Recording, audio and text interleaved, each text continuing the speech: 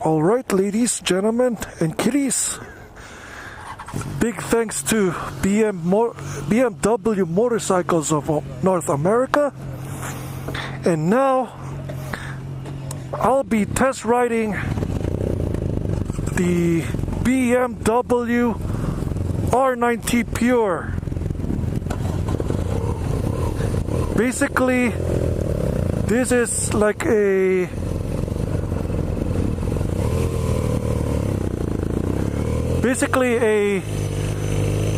R1200 with a smaller body. And wow, this thing this trip goes fast. Okay. And I'm here at Salt Lake City, Utah State Park. Just arrived here from Las Vegas. And I've been looking forward to this event for months now. And the good thing about this little event, they have almost every BMW lineup in town. And it's very, very convenient.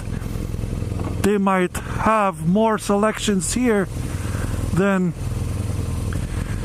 the one that is coming up on Long Beach, the IMS show. And this is a big deal for Beamer bikes people. As you can see, there's a lot of GSs. The majority of the Beamers here are GSs. And I will do a coverage in regards to the motorcycle rally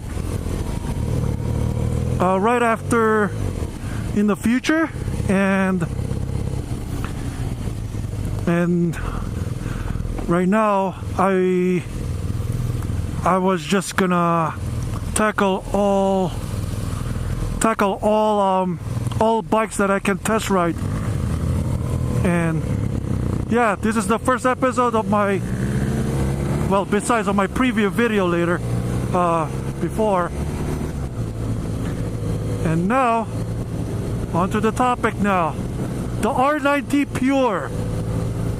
Basically, this is the base model of the R9T series.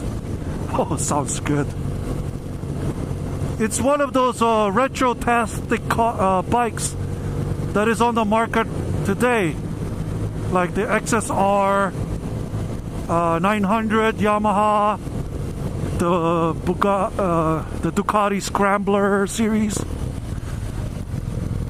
or any retro bikes that you can think of. And BMW rested its laurels with their highly successful BMW R9T. Well, they don't call a trim level on the original R9T. I call it the Classic. The R9T Classic was the pedestal of the success of the R9T series. Now, after the Classic, a few years later, they released the Scrambler. The R9T Scrambler, which is this one. That one right there. It has knobbies to compete with the Ducati version, and yada yada yada. And then this year they came and then the next year after, they released the R9T GS. That is like a it looks like a classic R1200 GS. It pays homage to that, and I think it's that bike right there. Yeah, I think so, because it looks so retro. And then the Racer, at the same time, they came up with the R9T Racer, which is like has clip-ons and everything. And this, the base model, Pure. I'll just put the specs out somewhere here, but the primary reason why they released the Pure is like to undercut the classic R9T Classic. Oh, I misshifted.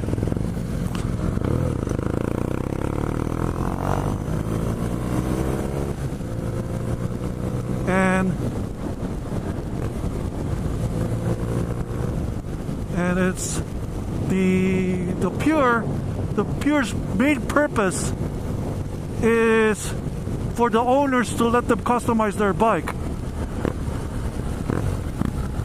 and they want to let the owners do the customizing for the owners who doesn't like the out-the-box nature or the out-the-box features of the R9T Classic. They want a blank drawing board. One thing's for sure in this bike, it does sound nice. It handles nice. The boxer engine makes its center of gravity so low. It kind of does bother you on idle, or if you rev it suddenly, the bike shakes sideways. That's the nature of the boxer engine. They go opposite directions. They're not like the V, the L, and the parallel twins or a single twin. They're still going in the upward motion, while this one goes to the sideways. So just like Subarus, like that, or some most Porsches, they have a very different configuration. Based on my first impressions right now at the moment, it really does feel like a basic bike. Most people will like that, most people won't. But everything in this bike is so tactile. Everything is so easy to reach. The engine itself is very torquey. It makes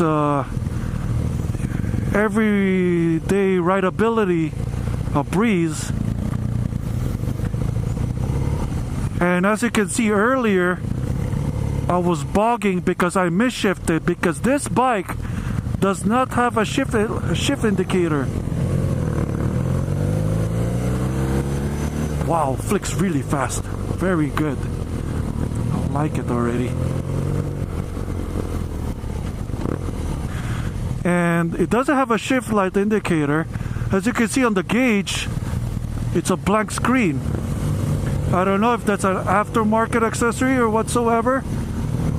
I gotta find that out later in the literature, or some captions around this around your screen.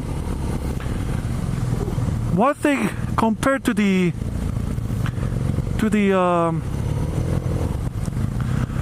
Classic, this one doesn't have dual pod gauges, so the rev counter is in it's digital rev counter.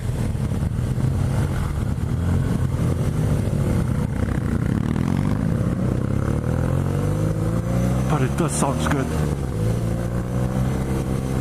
It sounds like a boxer.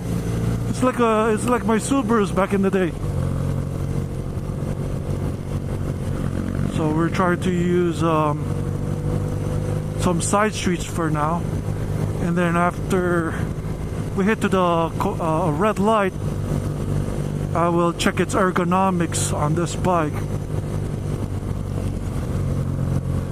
Yeah, this is my first time being at the motorcycle rally of BMW. Such a very lively people. So far I have a better experience here compared to Anime Expo. You can check that video out, top of your screen.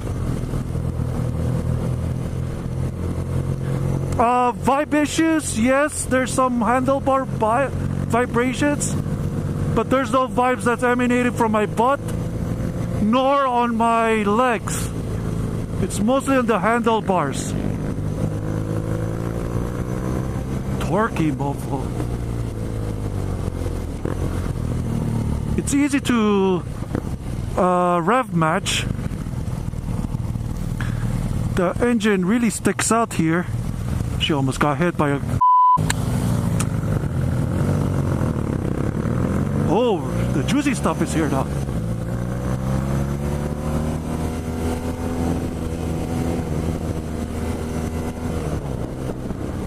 Wow, this is a very nice road. Oh my gosh, it's a beautiful road. Now we can test its cornering ability. The bike might seem a bit too wide compared to an equally to its rivals because of its boxer engine sticking out on its side. But the good thing about that is the width of that engine matches with your shoulder width. So you won't have to worry about the width of your bike. Just use your shoulder as your gauge, or your arms. Wow, this is my first time using this road, so I apologize if I'm shifting gears in the wrong. But man, this bike is fun to ride. For a blank canvas bike, this bike is nice, man.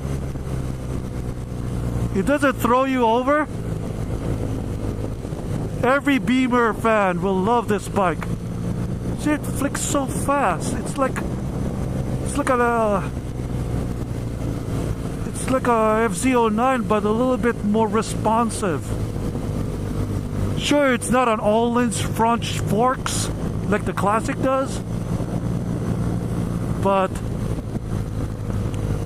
for the price that you're getting, if you're planning to soup up this bike like an FRS Scion or an FZ09, this is a good gauge on it.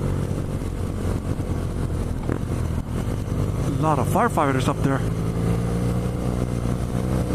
The engine sounds so nice. I love that boxer sound. Oh man, that car! Get out of the way! Get out of the way now! Heat related issues. It's pretty cool. Temperature wise, it's on the cool side. The temperature doesn't bother me. There's no heat emanating around this bike, which is a good thing on hot weather areas like Vegas. I bet Vegas right now is like almost more than $110 right now Fahrenheit. Beautiful sights. That's the Utah Capitol right there.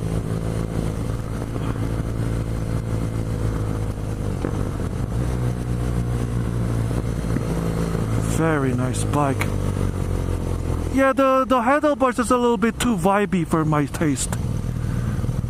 I know some of you guys are used to that type of character. I didn't stop too long. I didn't check the ergonomics on this bike. Oh well. Ooh, smells like pancakes. I'm just having a good time. I'm having such an awesome time. Oh, another drawback to this bike. The gauges, the speedometer gauge, it's kind of hard to read. I may have the sharpest of eyes, but I'm not liking the gauge. Either most boxer-related BMW bikes, the gauge just kind of looks microscopic.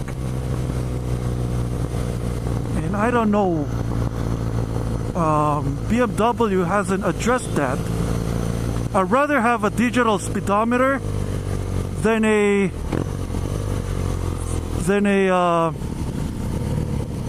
digital tach. The rod is pretty good, man. If you can hear this, you can hear this popping sound, crackling sound. Oh, this bike has, for BMW, that's what most people say, it delivers so much character.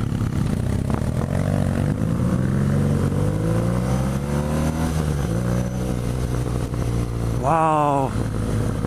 Sounds like a straight pipe exhaust.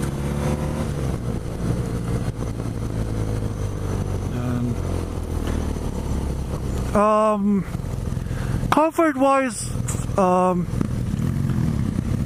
it's very comfortable. The handlebars are a little bit on the low side. Sure, it's a sporting bike, of course, but shifting this thing is a breeze. BMWs, man, they're no joke.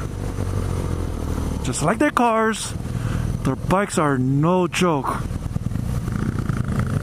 That's what I love about Beamer bikes.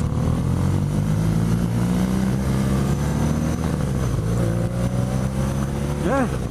Other than the handlebars and the tiny microscopic gauges, it doesn't bother me. It's a pretty good bike.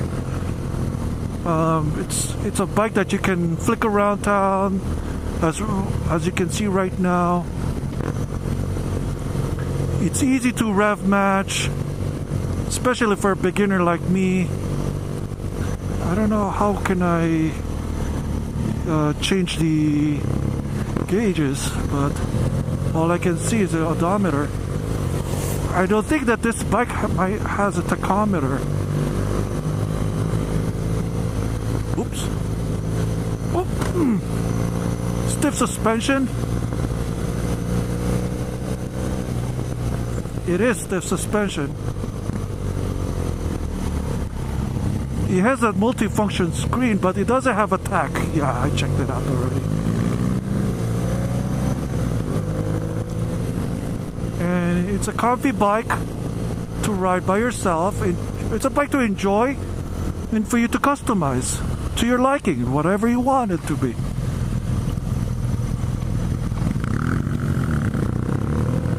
Gonna roll with them.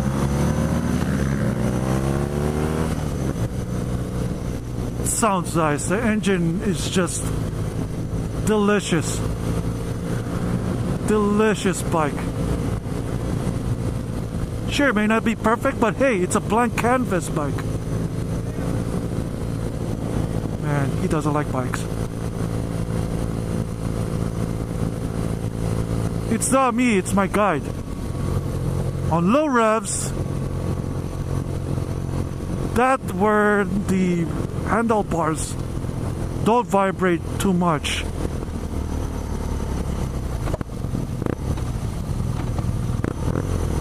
Yeah, you can hit the side slap on it. Alright, ergonomics time. You chose easy. I'm the light didn't stay too long for me to check the ergonomics check. Okay, maybe the next light.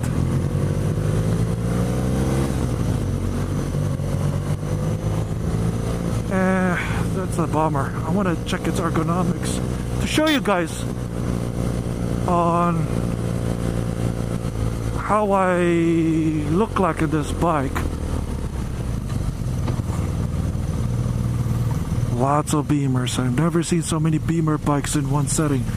More than the ones in Vegas.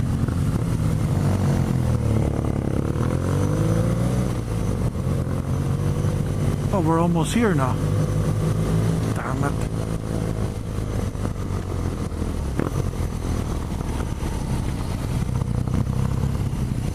I'll just do the ergonomics check once we get out the bike.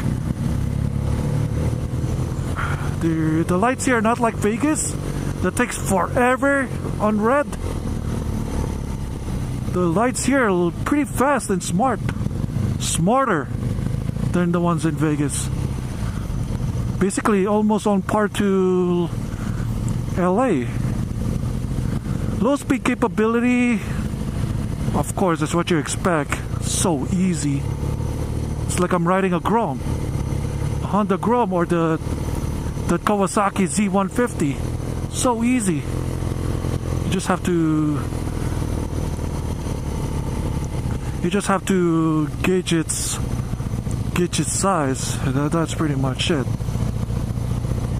Okay, as the ride concludes on the R9T Pure. Okay, I don't know why he's off mark there. Okay, closing ceremony. Put it to neutral, of course. Stop. Off. Okay. I'm 6'2". I'm 6'3", 200 to 220 pounds, 32-inch inseam. Nothing blocks me. Yep. I stand like I'm in a Harley. And where's the kickstand? Kickstand, you have to look for it until you get used to it. And this is the overall profile of the bike. Sexy looking bike though. What's a Ducati now? And this is my review on the R9T Pure by BMW.